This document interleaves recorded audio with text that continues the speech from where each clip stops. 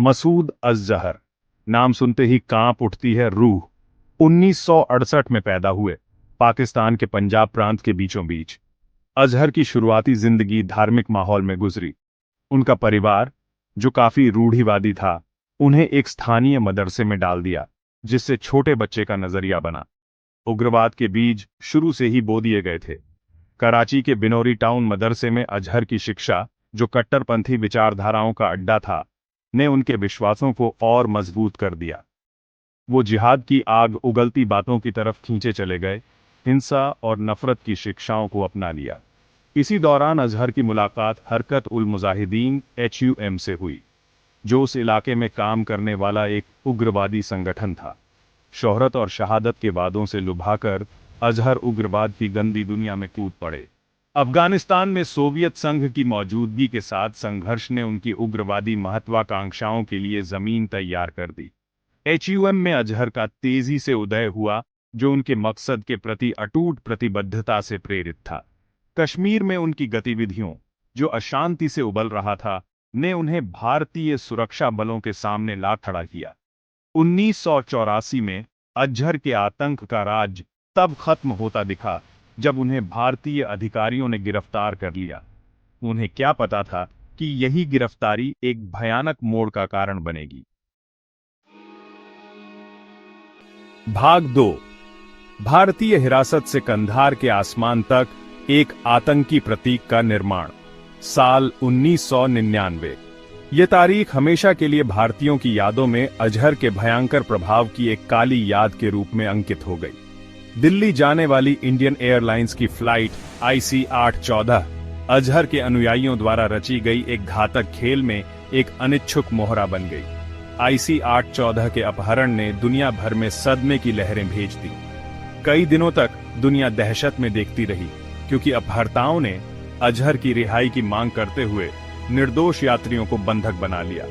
भारत एक दर्दनाक दुविधा का सामना करते हुए अंततः आतंकवादियों की मांगों के आगे झुक गया। अज़हर भारतीय हिरासत से मुक्त होकर अफगानिस्तान के कंधार में हवाई पट्टी पर उतरा। उसके होठों पर एक विजयी मुस्कान थी। दुनिया भर में प्रसारित उसकी रिहाई की तस्वीर ने उसे चरमपंथियों के लिए एक नायक और दुनिया के लिए आतंक के प्रतीक के रूप में स्थापित कर दिया। कंधार अपहरण अज़हर के जीवन में एक महत्वपूर्ण मोड़ था। इसने उसे अंतर्राष्ट्रीय स्तर पर बदनाम कर दिया, उसे एक उग्रवादी नेता से एक वैश्विक आतंकवादी प्रतीक में बदल दिया। अपनी नई आजादी और अपने शुभचिंतकों के अटूट समर्थन से उत्साहित अज़हर आतंक का राज फैलाने के लिए तैयार था, जो विनाश का निशान छोड़ देगा। भाग 3। आतंक फैलाना, जैश-ए-मोहम्मद और खून खराबे का सिलसिला। मसूद अज़हर ने जैश-ए-मोहम्मद GM की स्थापना की। GM ने कई दुस्साहसी हमलों की जिम्मेदारी ली। 2001 में भारतीय संसद पर हमला किया गया। 2019 के पुलवामा हमले में 40 सैनिक मारे गए। GM के हमलों ने पाकिस्तान के समर्थन पर सवाल उठाए। भाग 4। एक वैश्विक खतरा, अंतर्राष्ट्रीय प्रतिबंध और न्याय की मायावी खोज। अंतर्राष्ट्रीय समुदाय ने मसूद अज़हर और उसके आतंकवादी उद्यम से उत्पन्न गंभीर खतरे को पहचानते हुए कार्रवाई शुरू कर दी।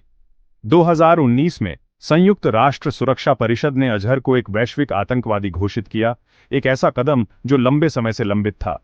अज़हर और GM पर लगाए गए प्रतिबंधों का उद्देश्य उनके वित्तीय नेटवर्क को पंगु बनाना और उनकी गतिविधियों को कम करना था, जो आतंकवाद के खिलाफ लड़ाई में एक महत्वपूर्ण जीत थी।